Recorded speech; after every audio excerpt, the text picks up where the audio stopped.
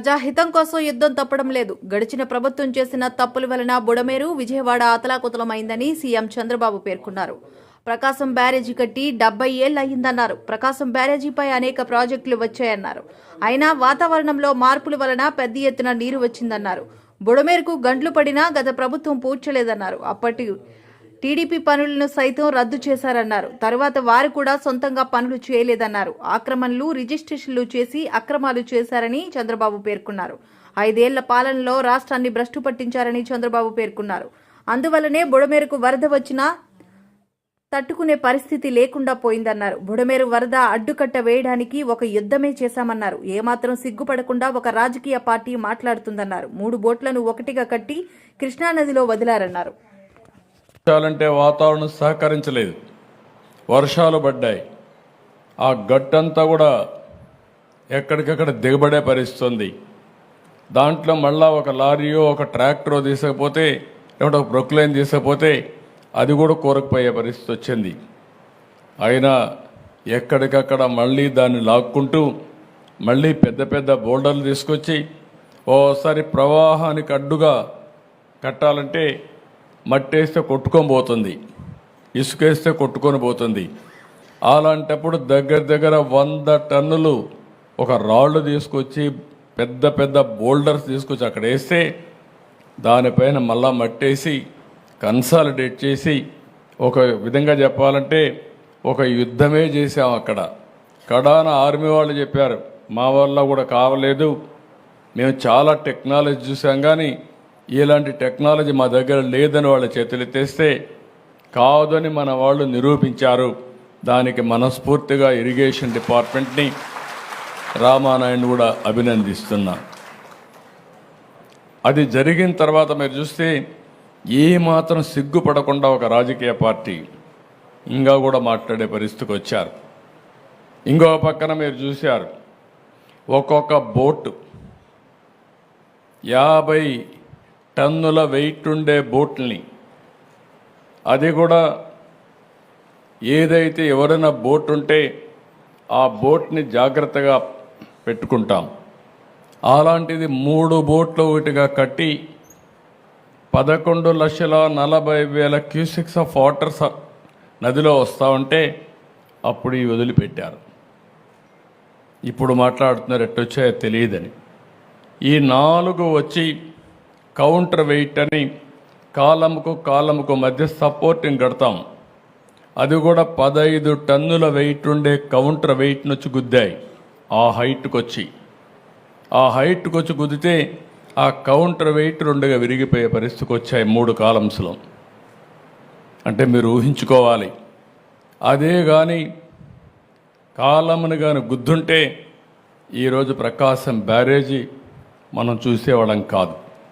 అది కొట్టుకొని పోతే లంక గ్రామాలు ఏమవుతాయి, ఈ ప్రాంతం అంతా ఏమవుతుంది?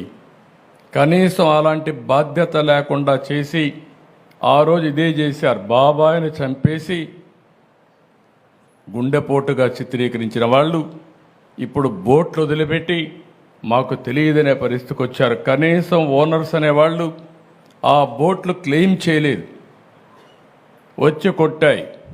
3 రోజులు మనం మన పనుల్లో ఉన్నాం. చూస్తే దానికి వైఎస్ఆర్ కాంగ్రెస్ పార్టీ కలర్స్ ఉన్నాయి.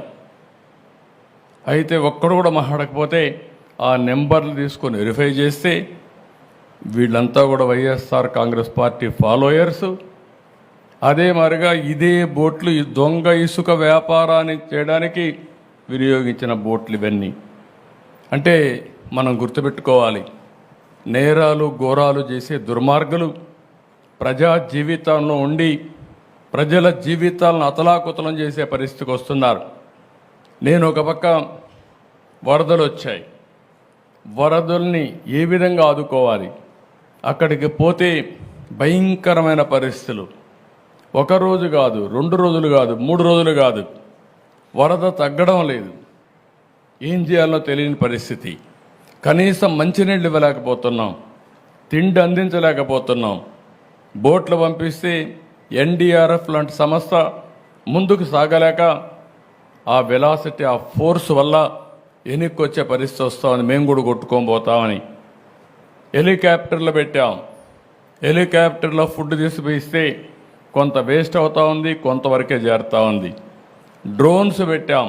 ఎందుకంటే వీళ్ళంతా ఫుడ్ తీసుకపోతే వీళ్ళు కూడా దిగలేక కొట్టుకొని పోతామని భయంతో ఇసిరేయడం మొదలుపెట్టారు. దానివల్ల కూడా ఇబ్బందులు వచ్చాయి. అప్పుడు డ్రోన్లు పెట్టి ఇక్కడి నుంచి నేరుగా బిల్డింగ్ పైకి పంపించే పరిస్థితికి వచ్చాం. ఇన్ని అవస్థలు పడితే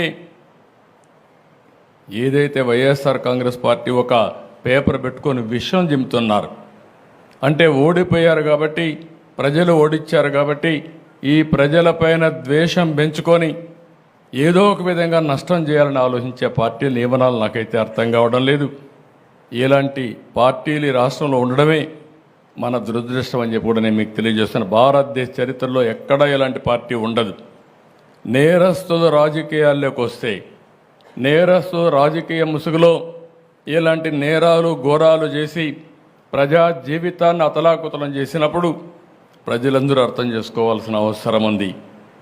అదే కానీ నేరస్తులు రాజకీయ ముసుగు లేకపోతే నాకు 2 నిమిషాలు పట్టకొచ్చి తాట తీసి ఎక్కడ పెట్టాలనో అక్కడ పెట్టేవాడిని అని చెప్పి కూడా నేను మీకు తెలియజేస్తున్నా. నేను చాలా సంక్షోభాలు చూశాను. నాకు ఇవన్నీ ఒక లెక్క కాదు. నా పీరియడ్లో ఎవడో రౌడీ అనేవాడు ఎవడో రోడ్డు మీదకి వచ్చేవాడు కాదు. ఒకే మాట చెప్పాను, ఎవరైనా రౌడీ అనేవాడు రోడ్డు మీదకి వచ్చేదానికి వీలు లేదు, ఈ రాష్ట్రంలో ఉండడానికి వీలు లేదని చెప్పి నిర్మోహమాటంగా యాక్ట్ చేసి రౌడీయిజాన్ని అంత మునుపంత గల్లీకి ఒక లీడర్ ఉండేవాడు.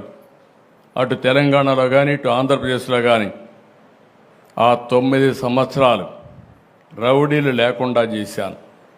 రాయలసీమ మొత్తం ముఠాలు ఒకరినొకరు కొట్టుకోరు చనిపోయేవాళ్ళు, కక్షలు పెంచుకునేవాళ్ళు, తరతరాలుగా ఆ కక్షలు కొనసాగేటివి. ఒకే మాట చెప్పాను, మా పార్టీ మీ పార్టీ అని లేదు, ఎవరైనా ఒకటే, ముఠానాయకుడిగానే చూస్తారని ముఠాలు అణిచివేశాను.